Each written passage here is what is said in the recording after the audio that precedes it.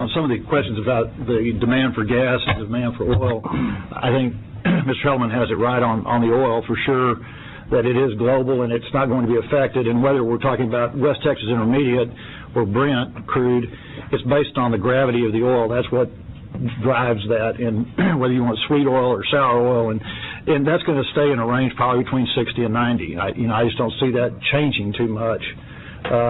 They'll bump to 100 again, it'll come back, but it'll probably stay around 80 as the median, and 60 to back to 100 probably. Natural gas, on the other hand, these shale plays, depending on what they're producing. Of course, the Barnett was pretty much all natural gas with limited oil. The Eagle Ford's been oil. I don't know about this one in Ohio, but the one in North Dakota is oil. And so those demands will continue to really just help reduce the demand on our imports, but it won't change the global market a whole lot. Mm-hmm. Natural gas at this price, the $4 price, is not economical to drill in the shale plays. It's just a tough deal to do. So that's why you're not seeing much drilling in the Barnett and some of the gas fields. And even though demand is going up globally, you take a country like Iran, which produces a lot of excess natural gas, they don't sell it. They don't send it down the line. It's flared for the most part. So there's possibilities of that picking up internationally where you can sell natural gas. And of course you have a huge natural gas pipeline from Russia across to Western Europe.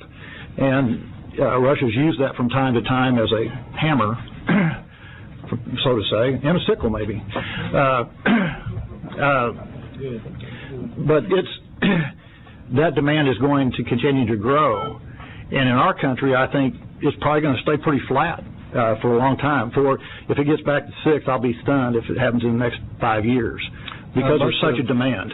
Most of the things that I've seen is that it's going to stay around the $4 per MCF range for a couple of years. And so we'll probably see a growth in generating power that goes back to gas. There's just a huge supply of that, and transporting gas is not the same, more difficult than transporting oil. So, whether it's compressed natural gas or liquefied natural gas, shipping those across oceans is not always practical. And the places where you can dock them is very small.